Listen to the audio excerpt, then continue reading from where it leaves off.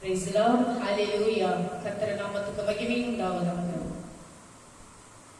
2026 ஆண்டு ஏப்ரல் மாதம் 3ஆம் தேதி இந்த உலகில் உள்ள ஒவ்வொரு கிறிஸ்தவ குடும்பங்களின் பிள்ளைகளுக்கும் இன்றைய நாளில் நாம் உள்ளத்தின் ஆழத்திலிருந்து ஆண்டவரை அனுசரிக்க வேண்டும்.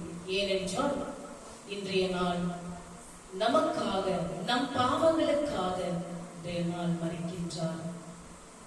அப்படியாக உலகம் முழுவதும் கொண்டாடி கொண்டிருக்கும் இந்த புனித வெள்ளி என்பது ஈஸ்டர் ஞாயிற்றுக்கிழமைக்கு முந்தைய நாள் வெள்ளிக்கிழமை இயேசு சிலுவையில் அறையப்பட்டு கல்வாரியில் பாடுபட்டு உயிர் நீத்த நிகழ்வை தான் நினைவு கூறும் இந்த நாளை நாம் புனித வெள்ளி என்று நாம் கொண்டாடி கொண்டிருக்கின்றோம். இது துவக்கம், தவம் மற்றும் உண்ணாவிரத நாளாக நாம் அனுசரிக்கப்படுகின்றது. கிறிஸ்தவர்கள் இந்த நாளில் தேவாலயங்களில் சிறப்பு ஆராதனைகளில் பங்கேற்று இயேசுவின் தியாகத்தை போற்றுவதற்காக நாம் அனைவரும் இன்றைய நாளில் உலகம் முழுவதும் ஆலயங்களில் நாம் ஆண்டவரை அவருடைய இறப்பின் நினைவை முன்னிட்டு நாம் கொண்டாடி கொண்டிருக்கின்றோம். அப்படியாக இன்றைய நாளில் நாம் எப்படி நாம் ஆண்டவரை நாம் நெருங்க வேண்டும் என்று சிந்தித்து பாருங்கள். நமக்காக, நம் பாவங்களுக்காக உயிர் தியாகம் செய்தார். எவ்வளவோ காயங்கள், எவ்வளவோ முள்முடிகள், எவ்வளவோ சாட்டை அடிகள், எவ்வளவு ஆணிகள், இரத்த வேர்வைகள் நமக்காக உயிர் தியாகம் செய்தார். அப்படியாக நாம் இந்த அளவிற்கு அவரை நாம் தொழுது கொண்டிருக்கின்றோம். இன்றைய நாளில் உலகம் முழுவதும் ஆண்டவர் நம் பாவங்களுக்காக, நாம் செய்யும் தவறுகளுக்காக, நாம் பேசும் தவறான பேச்சுகளுக்காக, நாம் சிந்திக்கும் தவறான எண்ணங்களுக்காக, ஒருவரை ஒருவர் பகைத்து பேசுவது, ஒருவரை ஒரு புறம் பேசுவது, ஒவ்வொரு குடும்பங்களிலும் சமாதானம் இல்லாமல், சந்தோஷம் இல்லாமல், குடும்பங்களிலே ஒற்றுமை இல்லாமல், பிரிவினைகளில் ஒன்று கூட வாழ்வில் மிகவும் துன்புறுத்திக் கொண்டு வாழ்ந்து கொண்டிருக்கின்றோம். இந்த நாளில், இந்த உலகத்தில் அப்படியாக நாம் எந்த அளவிற்கு ஆண்டவரே இந்த நாளில் நாம் தொழுகின்றோம். சிந்தித்து பாருங்கள். அவருடைய வார்த்தைகளை படிக்கும் பொழுது நம் நெஞ்சங்கள், நம்முடைய நினைவுகள், நம்முடைய கண்கள், நம்முடைய வார்த்தைகள் எந்த அளவிற்கு நாம் அவரை நினைத்து நாம் துதிக்கின்றோம். சிந்தித்து பார்க்க வேண்டும்.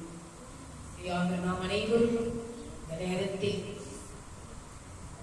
நமக்காக சிலுவையில் உயிர் தியாகம் செய்யும் அந்த மனிதனுக்காக நாம் உள்ளத்தின் ஆழத்திலிருந்து அவரை நாம் துதித்து பாடும் பொழுது கர்த்தரை நாம் நினைத்து கண்ணீர் சிந்த வேண்டும். அந்த கண்ணீரானது இரத்த கண்ணீர்.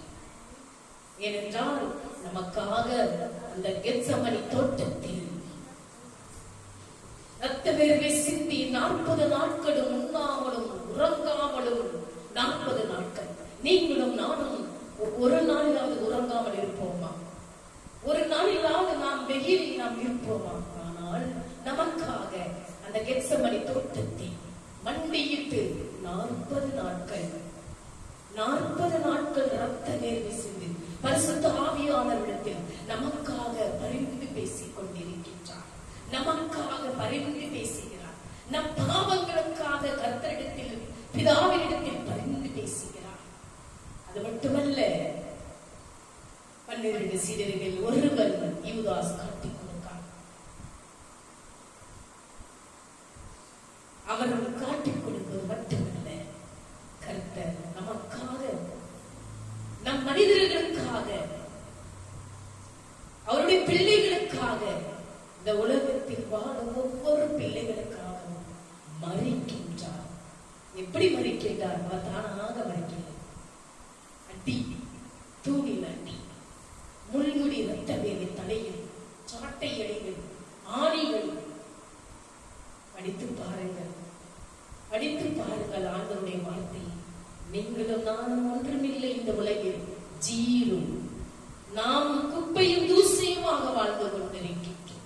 நாம் உடைந்த பாத்திரமாக வாழ்ந்து கொண்டிருக்கின்றோம். அப்படியாக நாம் கடவுளிடத்தில் நாம் மண்டியிட்டு ஜெபிக்க வேண்டும்.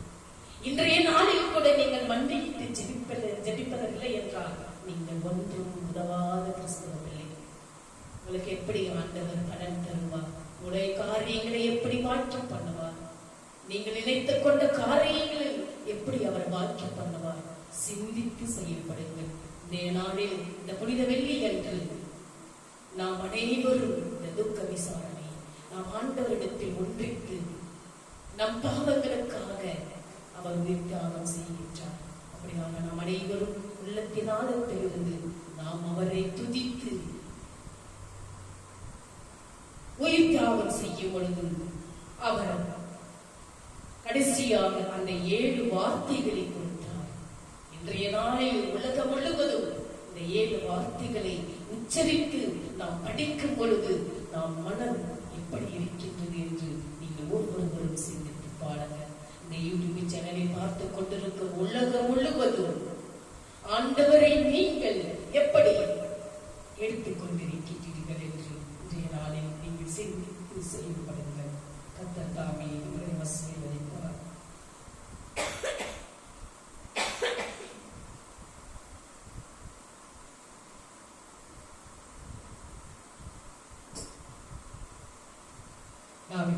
அவரை நாம் துதித்து பாடுவோமாக. பிறகு ஆண்டவருடைய கடைசி அந்த 7 வார்த்தையை நமக்கு கொடுத்துக் கொண்டிருக்கின்றார். அந்த வார்த்தைகளை ஒவ்வொருவரும் நாம் படித்து பயன்பெறுவோமாக.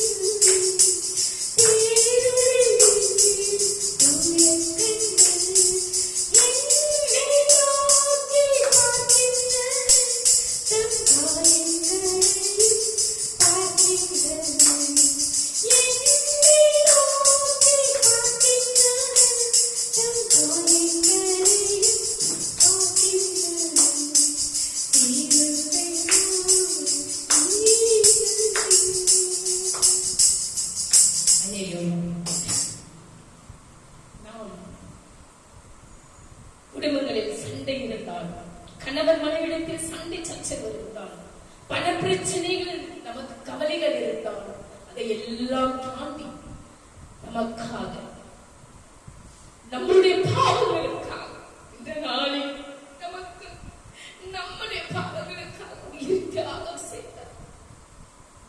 நம்முடைய அப்பாவோ அம்மாவோ அக்காவோ தங்கையோ சார உறவினர்களோ அல்ல, இந்த உலகத்தை படைத்தவர் அவர்.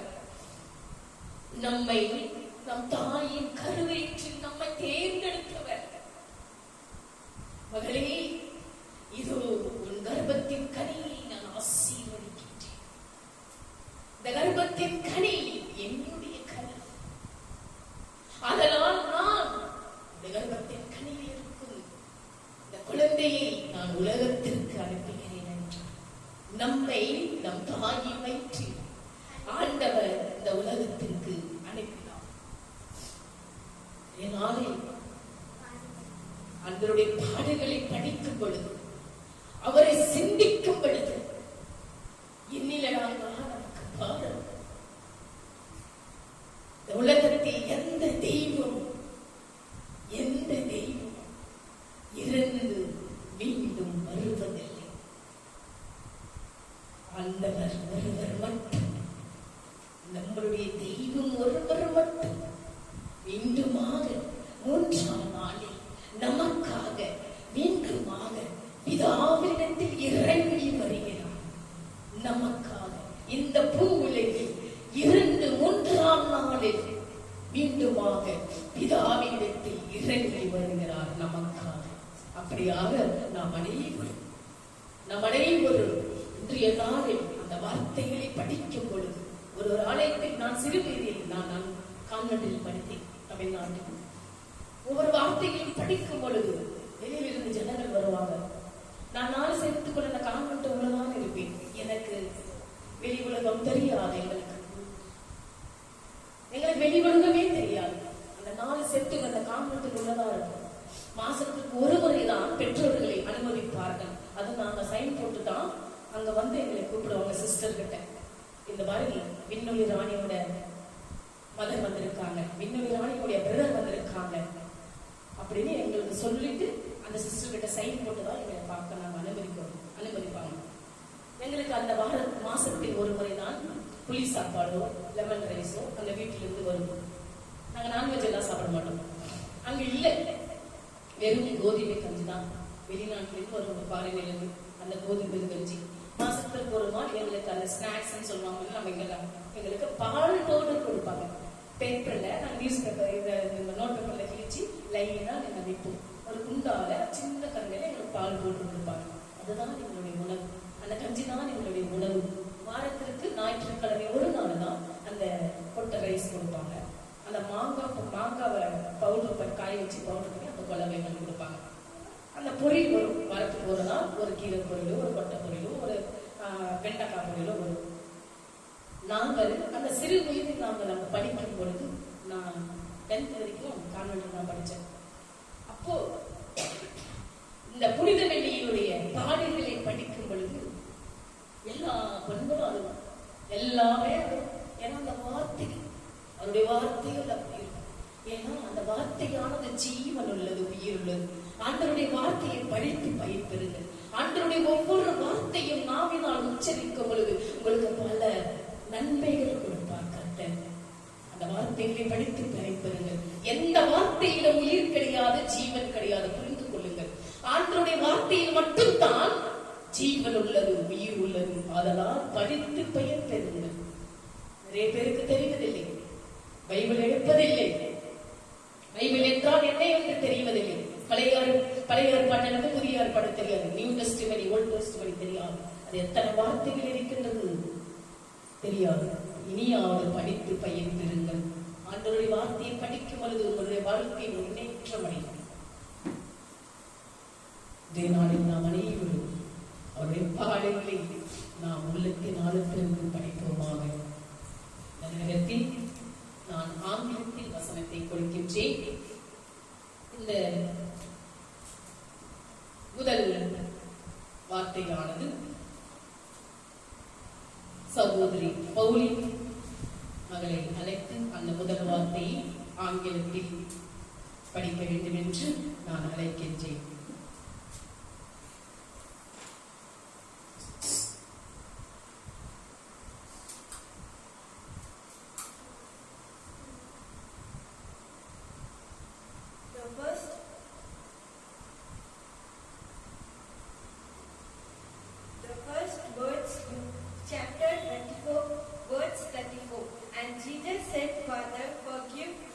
Forgive them, for they know not what they do, and they cast lot to divide its garment.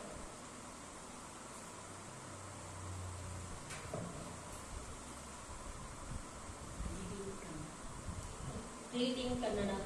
ಯೇಸು ಕ್ರಿಸ್ತರು ಶಿಲುಬೆಯ ಮೇಲೆ ಮರಣ ಹೊಂದುವ ಮುನ್ನ ನುಡಿದ 7 ಕೊನೆಯ ಮಾತುಗಳು. ಮೊದಲನೆಯದು ಲೂಕ 23ನೇ ಅಧ್ಯಾಯ 34ನೇ ವಚನ. ಆಗ ಯೇಸು, ತಂದೆಯೇ ಅವರಿಗೆ ಕ್ಷಮಿಸು, ತಾವು ಏನು ಮಾಡುತ್ತಿವೆ ಎಂಬುದು ಅರಿಯರು ಅಂದನು. ಆಮೇಲೆ ಆತನ ಬಟ್ಟೆಗಳನ್ನು ಪಾಲು ಮಾಡಿ ಕಿತ್ತು ಹಾಕಿದರು.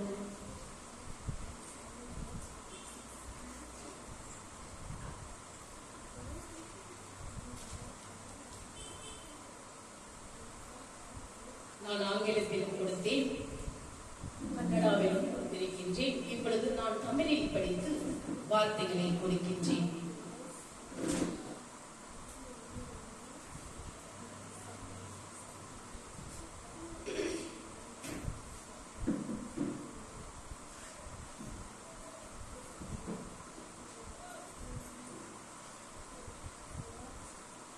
இந்த முதல் வார்த்தையானது கர்த்தர் சொல்லுகிறார், பிதாவே இவர்களை மன்னியும், தாங்கள் செய்கிறது இன்னதென்று அறியாதிருக்கிறார்களே.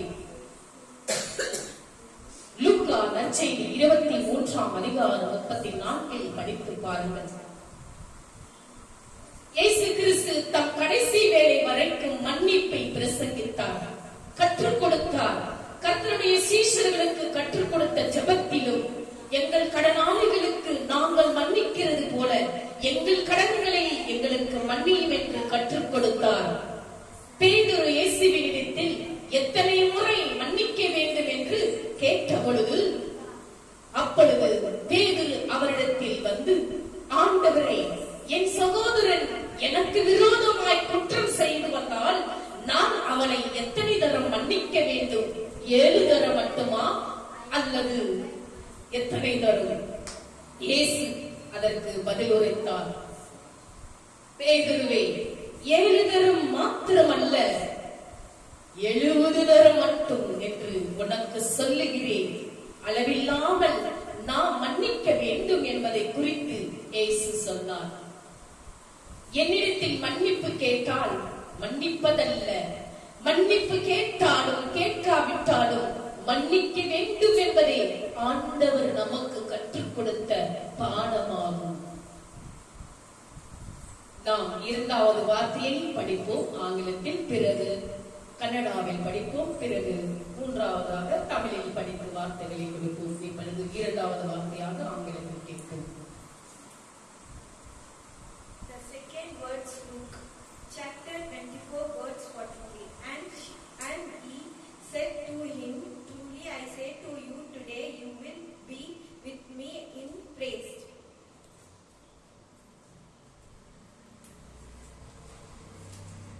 ಎರಡನೆಯ ವಾರ್ತೆ ಲೂಕ 23ನೇ ಅಧ್ಯಾಯ 43ನೇ ವಚನ. ಅದಕ್ಕೆ ಯೇಸು, ಈ ಹೊತ್ತೇ ನನ್ನ ಸಂಗಡ ಪರದೇಶಿನಲ್ಲಿರುವಿ ಎಂದು ನಿನಗೆ ಸತ್ಯವಾಗಿ ಹೇಳುತ್ತೇನೆ ಎಂದು ಉತ್ತರ ಕೊಟ್ಟನು.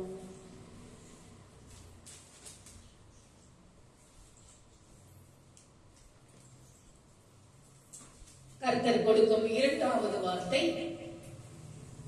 இன்று நீ என்னுடனே கூட பரதீசில் இருப்பாய் என்று மெய்யாகவே உனக்கு சொல்லுகிறேன் என்றார். லூக்கா நற்செய்தி 23ஆம் அதிகாரம் 43ஆம் வார்த்தையை படித்து பயிற்றுங்கள். இயேசு கிறிஸ்துவின் வலது பக்கத்தில் சிலுவையில் தொங்கிக் கொண்டிருந்த ஒரு கள்ளன், பிதாவே இவர்களை மன்னியும், தாங்கள் செய்கிறது இன்னதென்று அறியாமல் இருக்கிறார்களே என்று சொன்ன வார்த்தையை கேட்டான். அவருடைய வாழ்க்கையில் மெய்யான இயேசு மன்னிக்கும் அன்பு அவனை தொட்டது. முதலாவது மற்ற கல்வனை போலவே அவனும் இயேசு கிறிஸ்துவை நிந்தித்தான். ஆனால் இயேசு கிறிஸ்துவின் மன்னிக்கும் வார்த்தையை கேட்ட பொழுது அவனுடைய கண்கள் திறக்கப்படுகிறது. அவன் தான் ஒரு பாவி என்பதை உணர்ந்த நிலையில் ஆண்டவரிடத்தில் மனம் திரும்புகிறான். இயேசு அவனை நோக்கி, நீர் உம்முடைய ராஜ்யத்தில் வரும்போது அடியேனை நினைத்தருளும் என்றார். நாமோ நியாயப்படி தண்டிக்கப்படுகிறோம் என்று அவன் சொன்ன வார்த்தை அவன் தன் பாவத்தை ஒப்புக்கொள்ளுகிறதை காண்பிக்கிறது.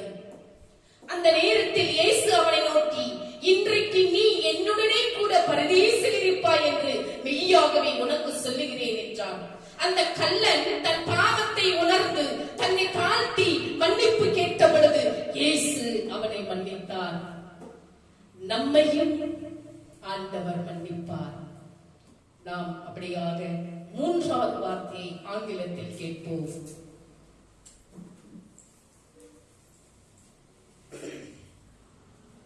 The third words, John chapter 19 verse 26-27. When Jesus saw his mother and the disciple whom he loved standing nearby, he said to his mother, "Whom behold your son?" Then he said to the disciple, "Behold your mother." And from that hour the disciple took to his own home.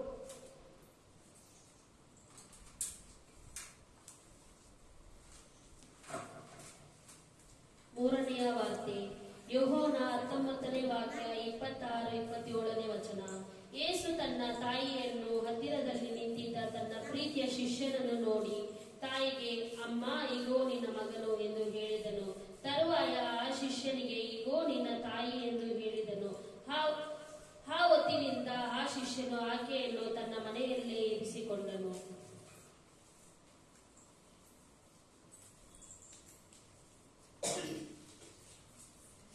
நாம் மூன்றாவது வார்த்தையை கேட்போம். அப்பொழுது இயேசு தம்முடைய தாயையும் அருகில் நின்ற தமக்கு அன்பாயிருந்த சீசனையும் கண்டு தம்முடைய தாயை நோக்கி, ஸ்திரீயே, அதோ உன் மகன் என்றார். பின்பு அந்த சீசனை நோக்கி, அதோ உன் தாய் என்றார். யோவான் நற்செய்தி 19ஆம் அதிகாரம் 26-27 படித்து பாருங்கள். அந்நேரம் முதல் அந்த சீசன் அவளை தன்னிடமாய் ஏற்றுக்கொண்டான். இந்த இடத்தில் ஸ்திரீயே என்று சொல்வது ஒரு மரியாதைக்குரிய பதமாய் இருக்கிறது. இந்த இடத்தில் மரியாளுடைய இருதயம் எவ்வளவாய் வேதனைப்பட்டிருக்கும். யார் அந்த மரியாள்? ஆண்டவருடைய தாய். இப்படிப்பட்ட சூழ்நிலையில் இயேசு தாம் சிலுவையில் தொங்கிக் கொண்டிருந்த வேளையிலும் தன்னுடைய தாயை பார்த்துக் கொள்ளும்படியான பொறுப்பை தம்முடைய சீஷனான யோவானிடத்தில் ஒப்புவிக்கிறார். இதை நாம் பார்க்கும் பொழுது அவர் இந்த உலகத்தில் மனிதர்களை எவ்வளவு அதிகமாய் நேசித்தார் என்பதை நம்மால் விளங்கிக் கொள்ள முடிகிறது. முக்கியமாக தன்னை பாதுகாத்து பராமரித்து வந்த தன்னுடைய தாயை யோவானிடத்தில் ஒப்புவித்து தன்னுடைய பொறுப்பை நிறைவேற்றுவதை நாம் பார்க்கிறோம். நாம் இப்பொழுது நான்காவது வார்த்தை ஆங்கிலத்தில் கேட்போம்.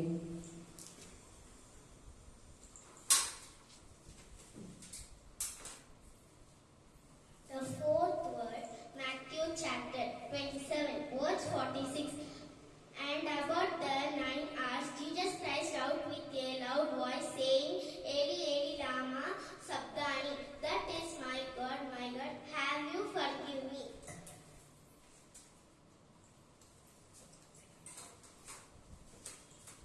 ನಾಲ್ಕನೆಯ ವಾರ್ತೆ ಮತ್ತಾಯ 27ನೇ ವಚನ 46ನೇ ವಾಕ್ಯ.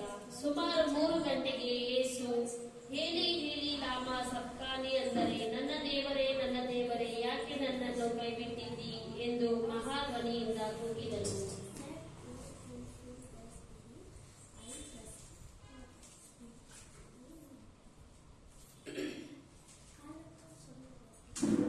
நான்காவது வார்த்தையை கேட்போம். ஏலி ஏலி லாமா சப்கானி. மத்தேயு நற்செய்தி 27ஆம் அதிகாரம் 45 வாசித்து பாருங்கள். 9ஆம் மணி நேரத்தில் இயேசு ஏலி ஏலி லாமா சப்கானி என்று மிகுந்த சத்தமிட்டு கூப்பிட்டார். அதற்கு என் தேவனே, என் தேவனே, ஏன் என்னை கைவிட்டீர் என்று அர்த்தம். இயேசு இந்த வார்த்தையை சொல்வதற்கு முன்பாக 3 மணி நேரம் பூமி எங்கும் அந்தகாரம் உண்டாயிருந்தது என்று பார்க்கிறோம்.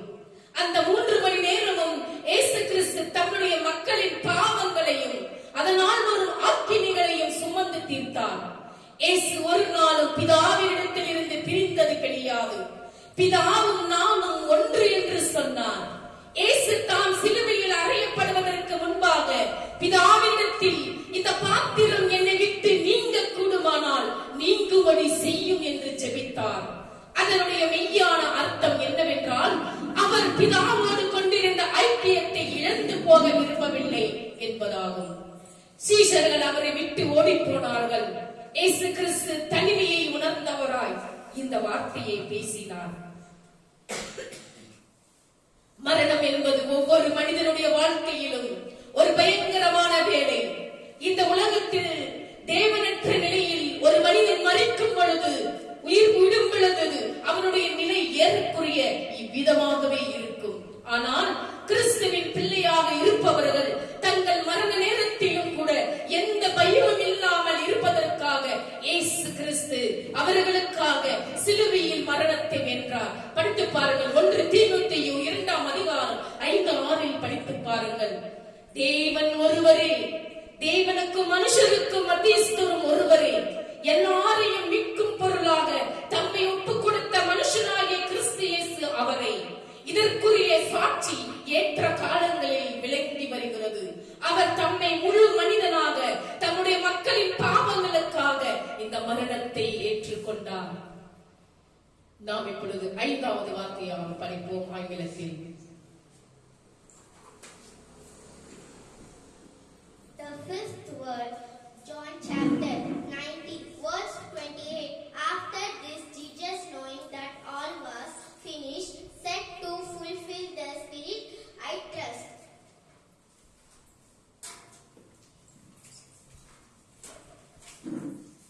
ಐದನೆಯದು ಯೋಹಾನ 19ನೇ ಅಧ್ಯಾಯ 28ನೇ ವಚನ. ಇದಾದ ಮೇಲೆ ಯೇಸು ಈಗ ಎಲ್ಲ ತೀರಿತೆಂದು ತಿಳಿದು ಶಾಸ್ತ್ರದ ಮಾತು ನೆರವೇರುವಂತೆ ನನಗೆ ನೀರಡಿಕೆಯಾಗಿದೆ ಅಂದನು.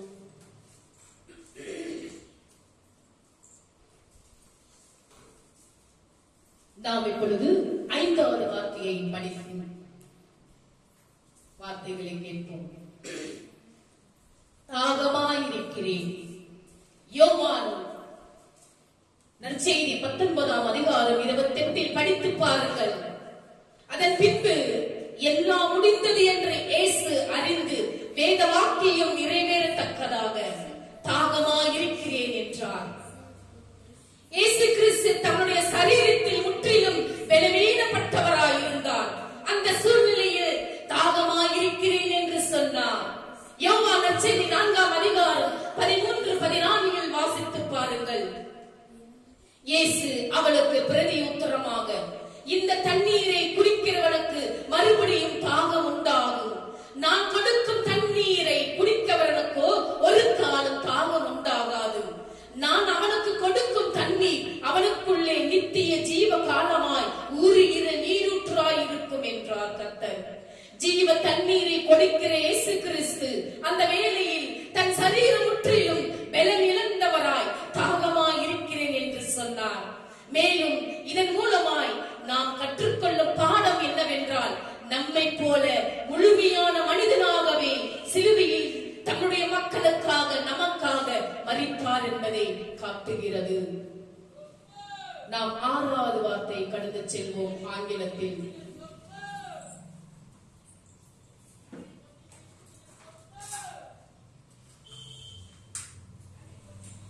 The 6th word, John chapter 19, verse 30. When Jesus received the sour wine, said, "It is finished," bowed his head and gave up his spirit.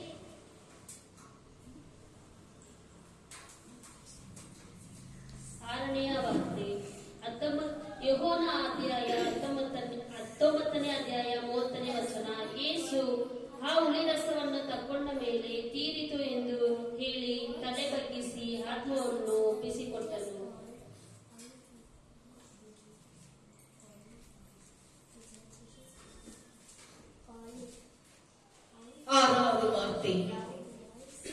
முடிந்தது. யோவான் நற்செய்தி 19ஆம் அதிகாரம் 30 வாசித்து பாருங்கள். இயேசு காடியை வாங்கிய பின்பு முடிந்தது என்று சொல்லி தலையை சாய்த்து ஆவியை ஒப்புக் கொடுத்தார். தன் உயிரை பிதாவிடத்தில் ஒப்புக் கொடுத்தார். இயேசு கிறிஸ்து இந்த உலகத்தில் வந்த நோக்கம் பாவிகளை ரட்சிக்க வந்தார் என்பதை வேதத்தின் மூலம் நாம் அறிவோம். இழந்து போனதை தேடவும் ரட்சிக்கவுமே இயேசு கிறிஸ்து இந்த உலகத்தில் வந்தார். ஒரு பாவி ரட்சிக்கப்பட தேவையான எல்லாவற்றையுமே இயேசு கிறிஸ்து சிலுவையில் செய்து முடித்தார். ஆகவேதான் அவர் முடிந்தது என்று சொல்லுகிறதை நாம் பார்க்கிறோம். இனி மனிதனுடைய பாவங்களுக்காக பலியிட வேறொரு பலி தேவையில்லை, செய்ய வேண்டியது ஒன்றும் இல்லை. அப்படியாக நாம் கடைசியாக 7வது வார்த்தையை கடந்து செல்வோம். ஆங்கிலத்தில்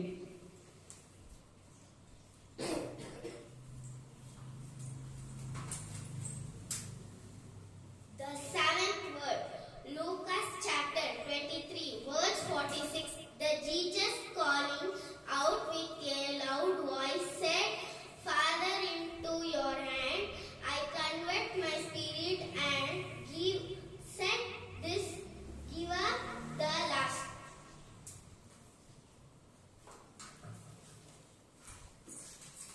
ಏಳನೆಯ ವಾರ್ತೆ ಲೂಕ 23ನೇ ಅಧ್ಯಾಯ 46ನೇ ವಚನ. ಆಮೇಲೆ ಯೇಸು, ತಂದೆಯೇ, ನನ್ನ ಆತ್ಮವನ್ನು ನಿನ್ನ ಕೈಗೆ ಒಪ್ಪಿಸಿಕೊಡುತ್ತೇನೆ ಎಂದು ಮಹಾಧ್ವನಿಯಿಂದ ಕೂಗಿದನು. ಇದನ್ನು ಹೇಳಿದ ಮೇಲೆ ಪ್ರಾಣ ಬಿಟ್ಟನು.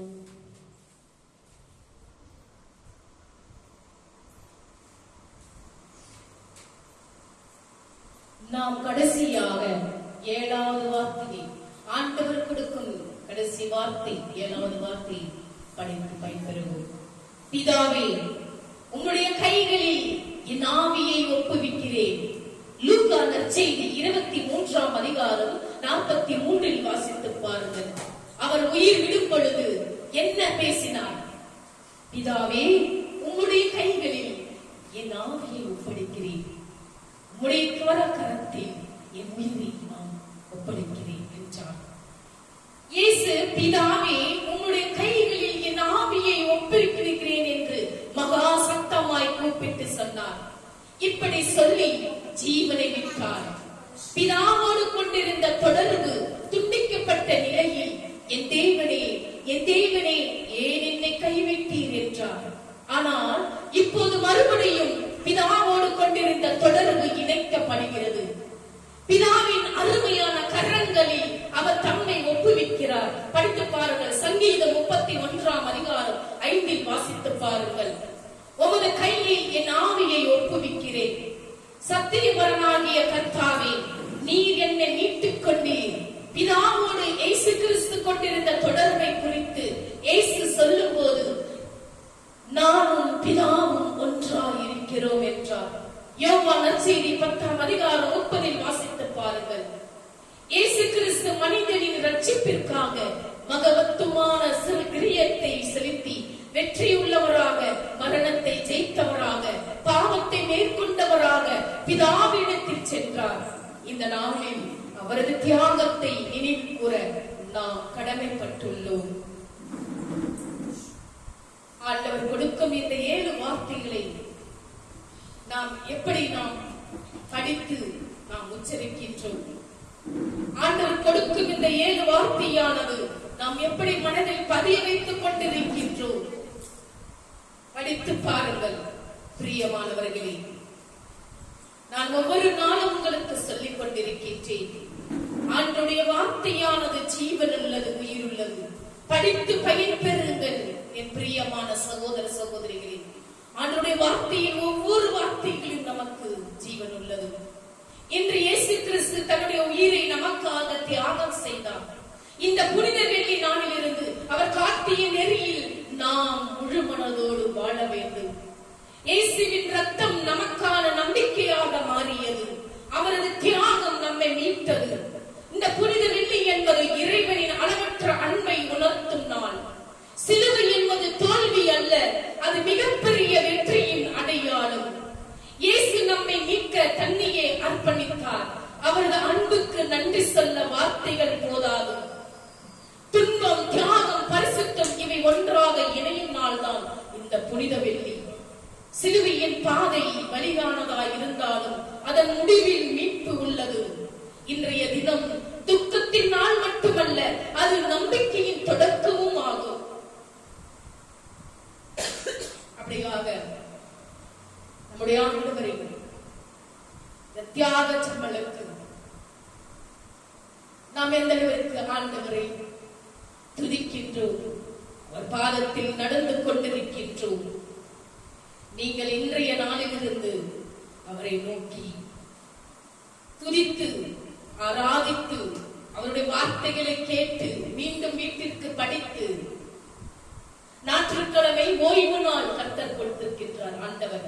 அந்த ஓய்வு நாளை எத்தனை பேர் கடைபிடித்துக் கொண்டிருக்கின்றோம்? ஞாயிற்றுக்கிழமை என்பது ஓய்வு நாள். அந்த ஓய்வு நாள் என்பது முதலாவதாக ஆண்டவருடைய ஆலயத்தில், ஆண்டவருடைய கூடாரத்தில் அவரை நோக்கி நாம் செல்வது. அங்கு செல்லும் பொழுது அவருடைய வார்த்தைகளை கேட்டு, அவருடைய போஜனத்தில் பங்கு கொண்டு, கடைசியாக அவருடைய ஆசீர்வாதத்தை நாம் பெற்றுக் கொள்ளும் பொழுதுதான் நம்முடைய வாழ்க்கையில், குடும்பங்களில், நாம் செய்யும் செயல்களில், நாம் எந்த பாதையில் போய் கொண்டிருக்கின்றோமோ அந்த பாதையிலும் சரி, கர்த்தர் நம்மளோடு இருப்பார். நம் பாவங்களை துடைப்பார். அவருடைய கிருபையால் நம்மை தாண்டி வழிநடத்துவார். அவருடைய இரத்த கோட்டையில் நம்மை மூடி மறைத்துக் கொள்வார். படித்து பாருங்கள் ஒவ்வொரு நாளும். இந்த நேரத்தில் நாம் காணிக்கைக்கு கடந்து செல்வோமாக. காணிக்கை பாடல்களை பாடுவோமாக. Yeah.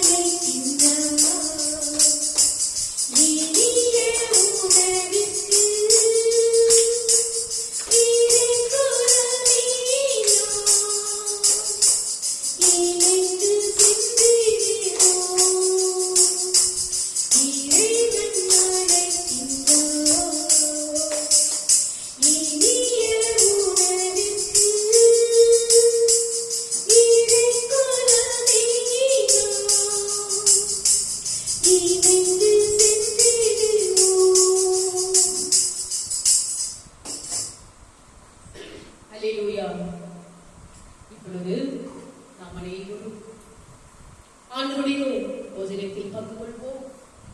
ஆண்டவருடைய போஜனத்தில் பங்கு கொள்வது நாம் உள்ளத்தின் ஆழத்தில் ஜெபிக்க வேண்டும். அப்பா, நான் பாவி அப்பா, என் மேல் மனமிருக்கும் நான் செய்த பாவங்களை எனக்காக நீ மறித்தீர். அப்படியாக இதோ இந்த நேரத்தில் கூட நான் உடைய உடலையும் இரத்தத்தையும் நான் பங்கு கொள்வதில் நான் பாக்கியவாயாக நான் ஏற்றுக்கொள்கிறேன் அப்பா. அப்படியாக என்னை ரத்தத்தால் கழுவி சுத்தப்படுத்தி என்னை பரிசுத்தப்படுத்துங்கப்பா. என்னை உடைய உடலையால் உடைய இதயத்தினால் என் இதயத்தை பரிசுத்தப்படுத்துங்கப்பா என்று நாம் ஒவ்வொருவரும் உள்ளத்தின் ஆழத்திலிருந்து கூப்பிட்டு அப்படி போஜனத்தில் பங்கு கொள்வோமாக.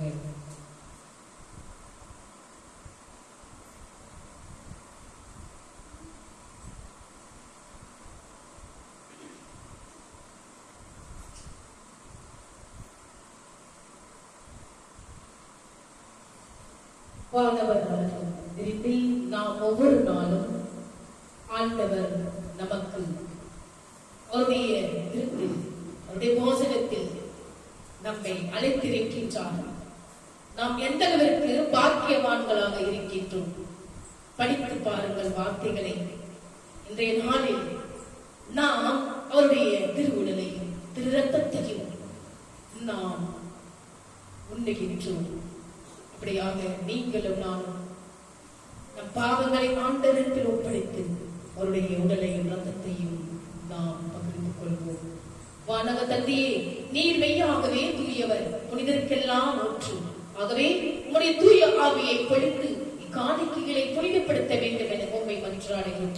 இவ்வாறு எங்கள் ஆண்டவர் இயேசு கிறிஸ்துவின் உடலும் இரத்தமுமாக எங்களுக்கு இவை மாறுபனவாக அவர் தாம் பாடுபடுவதற்கு முந்தின நாள் வணக்கத்துக்குரிய தம் திருக்கைகளில் அப்பத்தை எடுத்து வானோக்கி கண்களை உயர்த்தி எல்லாம் வல்ல இறைவனும் தம் தந்தையுமாகிய உமக்கு நன்றி செலுத்தி வாழ்த்துரைத்து அப்பத்தை பிட்டு தம் சீடர்களுக்கு அளித்து அவர் கூறியதாவது: அனைவரும் இதை வாங்கி உண்ணுங்கள், ஏனெனில் இது உங்களுக்காக கையிழைக்கப்படும் என் உடல் என்றார்.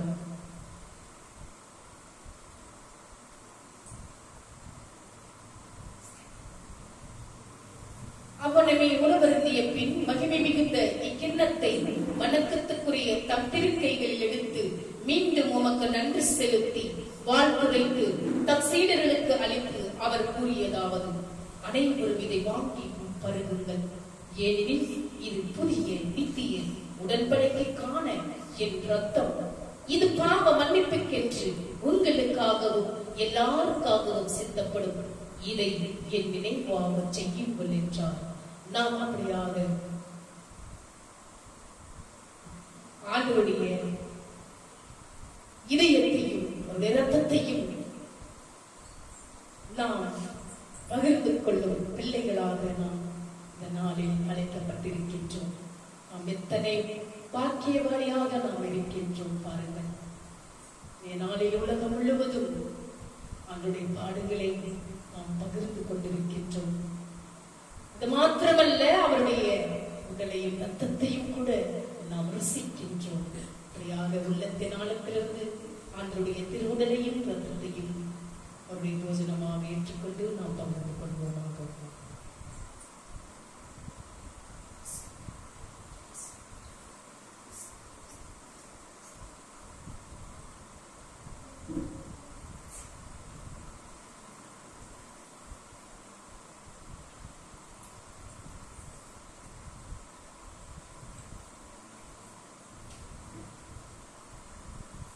நாம் கடைசியாக பாடுகளை நிமித்தமாக நன்றியோடு உள்ளத்தினால அவரை துதிப்போம்.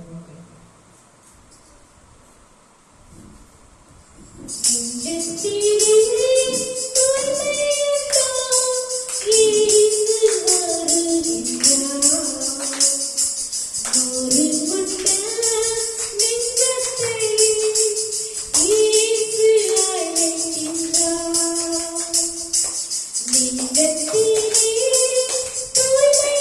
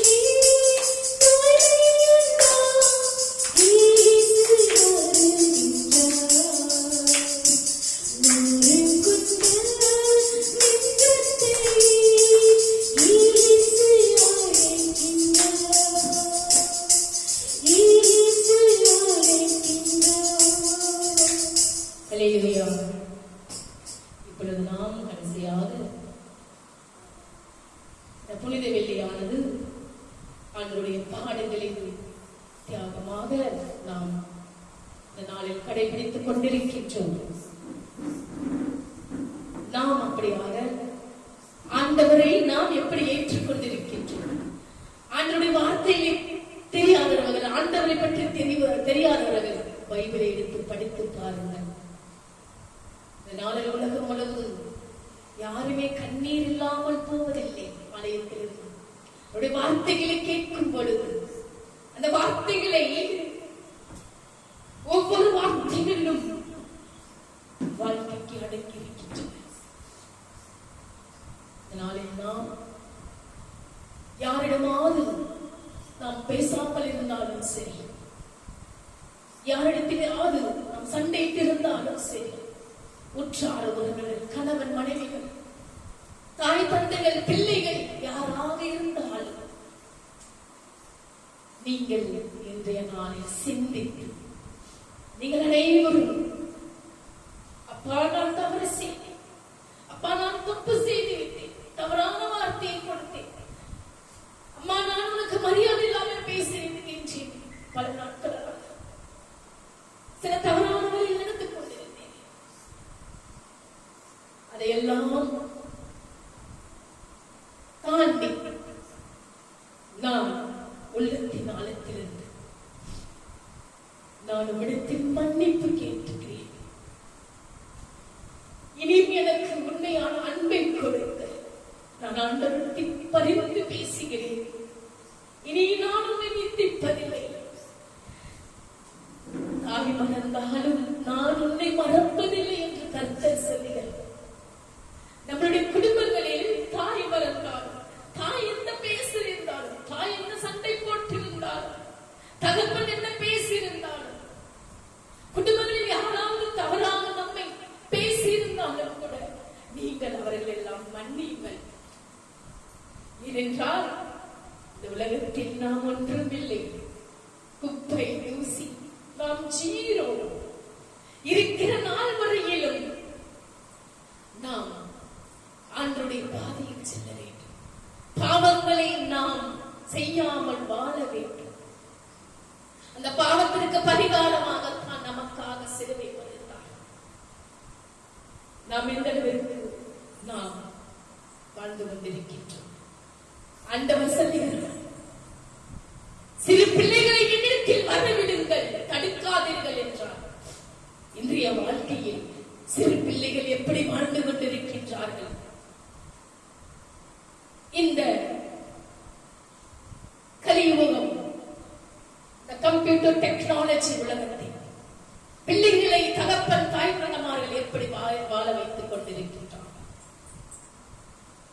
இந்த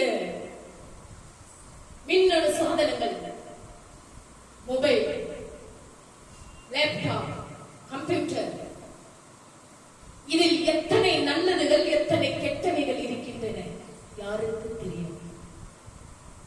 அதனால் இந்த மொபைல் என்பது நல்லதுக்கும் இருக்குது, கெட்டதுக்கு இருக்குது. அதை நாம் நல்லதுக்கு பயன்படுத்த வேண்டும். சிறு பிள்ளைகளாகிய நீங்கள் ஆண்டவருடைய பிள்ளைகள், புரிந்து கொள்ளுங்கள், புரிந்து கொள்ளுங்கள். சிறு பிள்ளைகளாகிய நீங்கள் ஆண்டவருடைய வார்த்தையை படியுங்கள். நீங்கள் மொபைலில் உங்களுடைய வாழ்க்கையை சிதறடிக்க வேண்டாம். ஏனென்றால் நீங்கள் அனைவரும் ஆண்டவருடைய பிள்ளைகள். உங்களுடைய ரத்தம் சூடாக இருக்கின்றது. அதனால் உங்களுடைய நினைவுகள் பல பல பல யோசனைகள் இருக்கின்றன. உங்களுடைய சிந்தனைகள் பல பல வாழ்க்கையில் நடைமுறையில் ஓடிக்கொண்டிருக்கின்றன. இது எல்லாம் அசுத்தாவிகளுக்கு நீங்கள் இடம் கொடுத்துக் கொண்டிருக்கின்றீர்கள். இந்த வாழ்க்கையில் சிறு பிள்ளைகளாகிய நீங்கள் என்ன செய்ய வேண்டும்? படிக்க வேண்டும். படித்து வாழ்க்கையில் உடைய சொந்த காலில் நிற்க வேண்டும். அதனால் கர்த்தர் சொல்லுகிறார், சிறு பிள்ளைகளை இடத்தில் வரவிடுங்கள், அவர்களை நான் பார்த்துக் கொள்வேன். உங்களால் முடியாது, என்னிடத்தில் வரவிடுங்கள் என்றால் நாம் எத்தனை பேர் ஆண்டவருடைய ஆலயத்திற்கு ஞாயிற்றுக்கிழமையில் போய் கொண்டிருக்கின்றோம், அவருடைய வார்த்தையை படித்துக் கொண்டிருக்கின்றோம். மொபைலை எடுக்காதீர்கள். இந்த மொபைல் என்பது இப்போதைக்கு சிறு பிள்ளைகளுக்கு அல்ல, அதுக்கு ஒரு ஏஜ் படித்து விட்டு நீங்க வேலைக்கு செல்லுங்க, அப்பொழுது மொபைல் தூக்குங்க. இந்த மொபைலினால் உங்களுடைய தூக்கம் போய்விடும். தூக்கம் மட்டும் போய்வதில்லை, உங்களுடைய அந்த தலையினுடைய அந்த நரம்புகள் பாதிக்கப்பட்டு, நீங்கள் நரம்பினால் பாதிக்கப்பட்டு உங்கள் மனநிலை மோசமாக கூடும். பிறகு நீங்கள் எங்கு செல்வீர்கள்? நிமான்ஸ்க்கு செல்வீர்கள். பைத்தியமாகிவிடும். இதை நான் சொல்லவில்லை, விஞ்ஞானிகள் கூறுகின்றார்கள். அவர்கள் கண்டுபிடித்தார்கள், அவர்களை கூறிவிடுகிறார்கள், சொல்லிவிட்டார்கள். பிறகு என்ன செய்வது? டாக்டருக்கு போக வேண்டும். அந்த டாக்டர் கிட்ட போகும் பொழுது அவரும் சொல்லுகிறார், குழந்தைகளுக்கு மொபைல் கொடுக்காதீர்கள், குழந்தைகளுக்கு மொபைல் கொடுக்காதீர்கள். படிக்கின்ற நாட்களில் படித்து பயன்பெறட்டும். அதற்கு ஒரு தகுந்த வயது இருக்கின்றன, அந்த வயது வரம்பை மீறக்கூடாது. அப்படியாக நீங்களும் ஒரு குடும்பங்களில் நீங்கள் இனியாவது இந்த மொபைலை எடுக்க வேண்டாம். இந்த மொபைலை எடுக்கும் பொழுது நீங்கள் நல்லதுக்கு இருக்கின்றன, அதை எடுத்து பயன்படுங்கள். ஒரு மொபைலை நீங்கள் டவுன்லோடு பண்ணுங்க. மொபைல பைபிள் நீங்க எந்த லாங்குவேஜ்ல படிக்கிறீங்களோ அந்த லாங்குவேஜ் டவுன்லோடு பண்ணுங்க, அதை எடுத்து படிங்க. ஒரு நாளைக்கு ஒரு வார்த்தை 2 வார்த்தை படித்து பயன்பெறுங்கள். இரவு முழுவதும் படிக்க தேவையில்லை. இரவில் மொபைல் எடுக்கக்கூடாது. 5 அடி தள்ளி இட்டுதான் மொபைலை வைக்க வேண்டும். ஏனென்றால் உறக்கம் வராது. அந்த மின்னணு சாலையுடைய அந்த பவர் நம்முடைய மூளைக்கு பாதிக்கும். இதை நான் சொல்லவில்லை, விஞ்ஞானிகள் அறிந்து சயின்டிஸ்ட் சொல்லுகின்றது. இதை நான் பலமுறை ஞாயிற்றுக்கிழமையில் சொல்லியிருக்கின்றேன், இப்போது நான் சொல்லிக் கொண்டிருக்கின்றேன். இனி வரும் நாட்களில் நாம் பயபக்தியோடு வாழ வேண்டும். இந்த மொபைலினால் பாவங்கள் அதிகமாக இருக்கின்றன. நம் வாழ்க்கை நாசமாகிவிடும், நரகத்துக்கு போகும். சாத்தானவன் நம்மை இழுத்துக் கொள்வான்.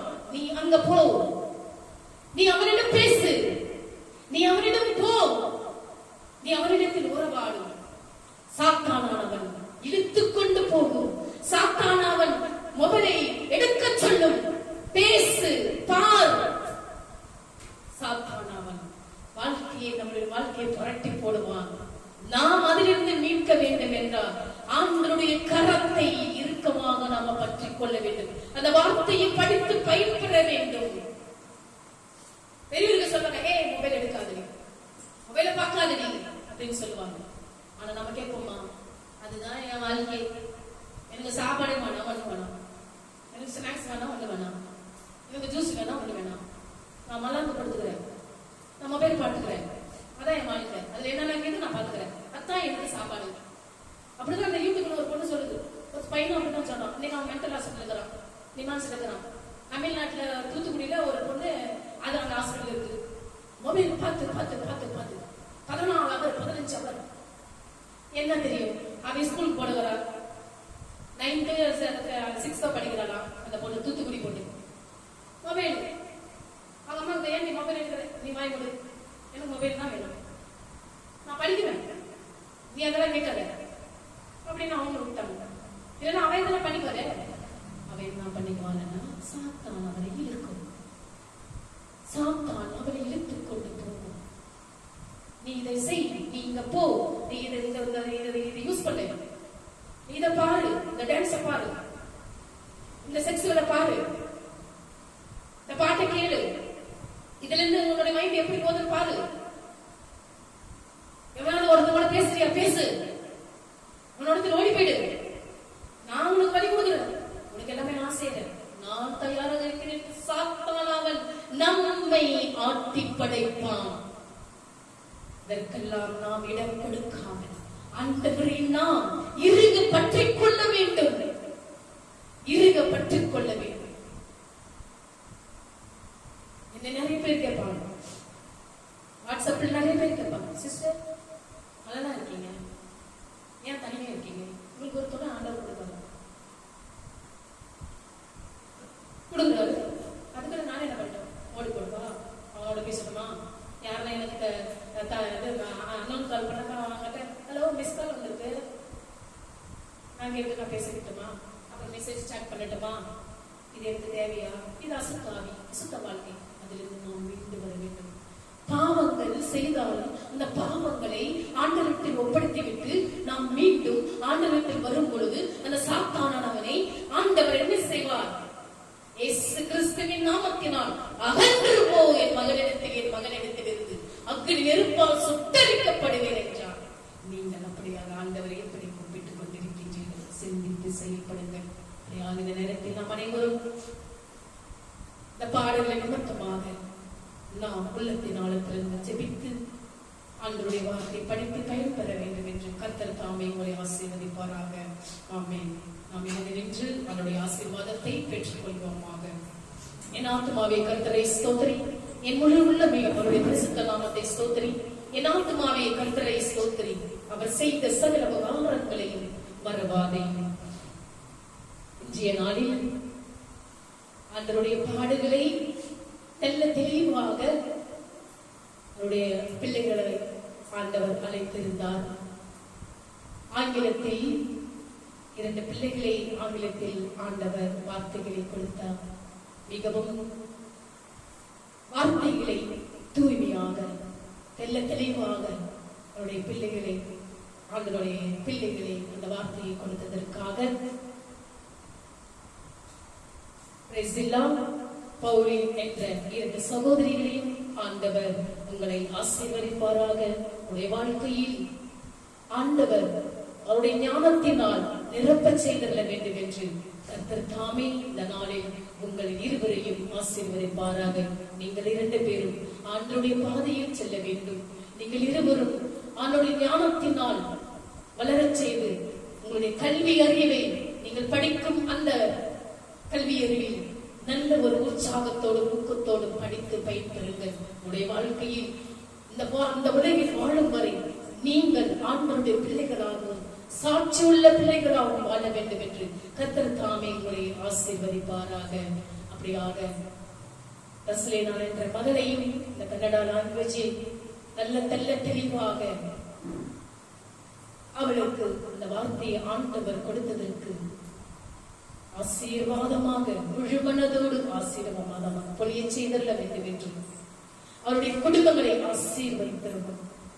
அவருடைய பிள்ளைகளை கணவர் மனைவியை தாய் தந்தை சகோதரிகளையும் ஆசீர்வதித்து வாழ்நாள் முழுவதும் அவர்கள் சாட்சியுள்ள பிள்ளைகளாகவும் வாழ வேண்டும் என்று கர்த்தர் தாமே இந்த நாளில் உங்களை ஆசீர்வதிப்பாராக. ஆமென். நாம் கண்களை மூடி தலை தாழ்த்தி ஆண்டவருடைய ஆசீர்வாதத்தை பெற்றுக் கொள்வோமாக. நம்முடைய ஆண்டவராகிய இயேசு கிறிஸ்துவின் கிருபையும் பிதாவினுடைய அன்பும் பரிசுத்த ஆவியினுடைய அன்யோன்யம் ஐக்கியமும் நம்மோடும் நம்முடைய குடும்பத்தோடும் யாரெல்லாம் இந்த யூடியூப் சேனலை பார்த்து கொண்டிருக்கின்றார்களோ ஆண்டவருடைய வெளிச்சமானது உங்கள் மேலும் உங்கள் குடும்பத்தின் மேலும் பிரகாசமடையத்தக்கதாகவும் ஆண்டவர் வருமட்டும் உங்கள் மேல் சந்தோஷம் சமாதானம் என்றென்றும் நிலைத்திருப்பதாக. ஆமென். May God bless you.